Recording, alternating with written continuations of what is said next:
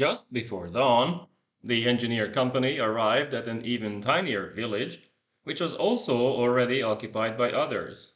Luckily, it was an Italian unit, and the first lieutenant spoke Italian, which made it easier to make friends. The guards were astonished to hear him speak their own language, and hastily led him to their commander, a certain Colonel Castelloni, who invited him to try their tasty wine. They discussed their situation. The Italian officer cursed the German dogs, who only cared about themselves, then cursed the cold weather, and gave orders to empty a few houses so that the Hungarian comrades could finally rest. They talked a bit about the first lieutenant's previous visits to Italy, expressed hope that after the war he would once again travel to their country, but soon they said goodbye and left. Their warm hospitality and kindness left a mark. The first lieutenant kept this nice memory until his last days, and always thought fondly of their Italian brothers, who were welcoming and friendly towards them. The company soon settled down. Even the horses could get some rest in a few abandoned stables. While the guards watched and the cooks started preparing lunch, everybody else went to sleep, except for the officers who spotted a small black dog sneaking into their room. They quickly made friends and gave the dog some food, but then went to sleep as well. At noon, the hot lunch felt amazing, although they were still terribly tired. However, they had only 90 kilometers left to Bogoduhov, and now it was only minus 20 degrees outside. After lunch, they moved out, and although the dog followed them for a while, they eventually convinced it to return to the village. Soon it was just a tiny black spot in the snowy desert, and then disappeared for good. It was decided to march 45 kilometers that day, rest in a village, then do the final stretch on the following day. There was not much traffic, but a German unit informed them about the fall of Belgorod. Some of the soldiers spotted abandoned trucks and looted them, collecting more ammunition and frozen bread. The first lieutenant then gave strict orders to share the bread with everyone else to preserve morale and cohesion. They also saw 4 frozen bodies covered by the snow, but their uniforms could no longer be identified. After 4 hours, they spotted the next village, in which they rested until the following morning. They completed the final stretch that day, reaching Bogoduhov, where Major Pastor from the battalion informed them about the next steps. 3 officers would get the Iron Cross second class from the Germans, but the journey would continue to Akhtirka, another 60 kilometers to the west. The first lieutenant suggested Lieutenant Lukács, third Lieutenant Rull, and Corporal Szabó for their role in the fighting at Korocha and Bektievka. The following morning they marched again to move away from the slowly reforming front line.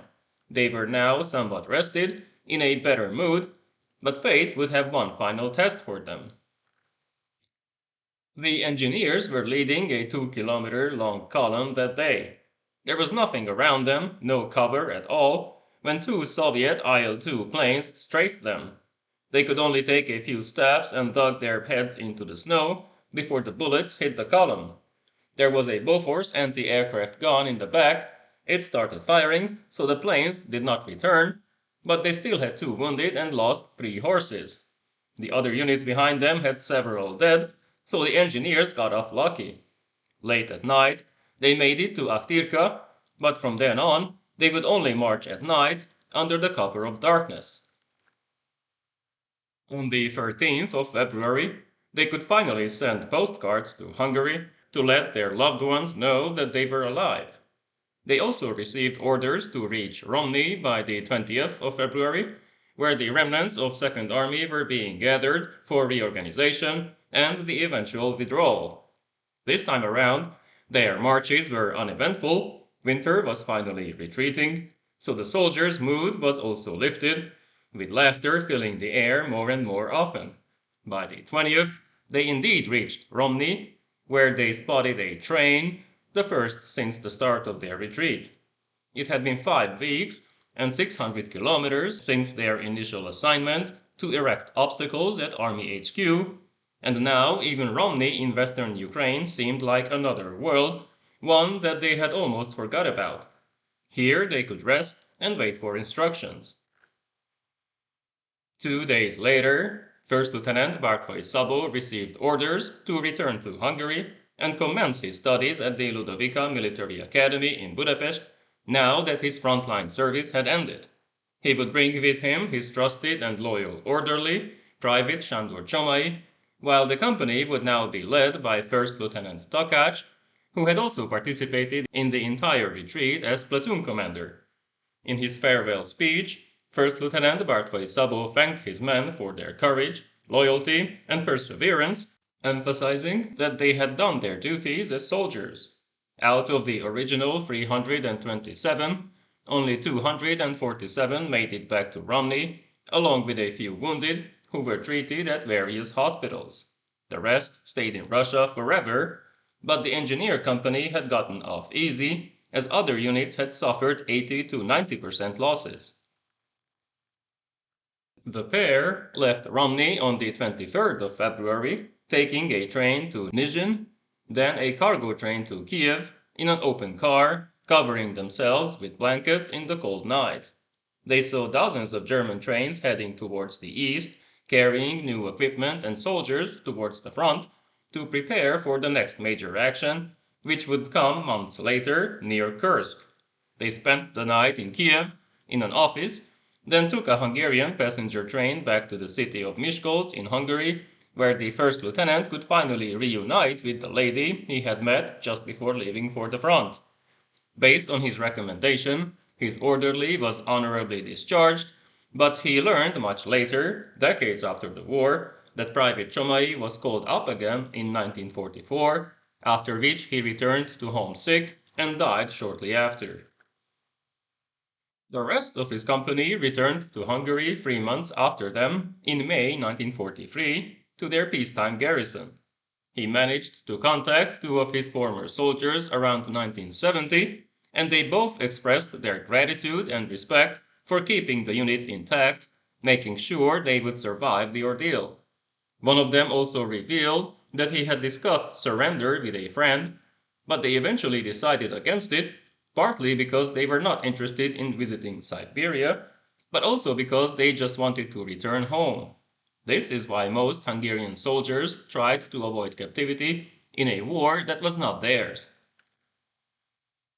The first lieutenant, who was eventually promoted to the rank of captain, could finally publish his book in 1988, shortly before the fall of the communist regime, and was also featured in a miniseries in the early 1990s, in which he repeated some of the stories, along with a description of the general situation in late 1942 and early 1943.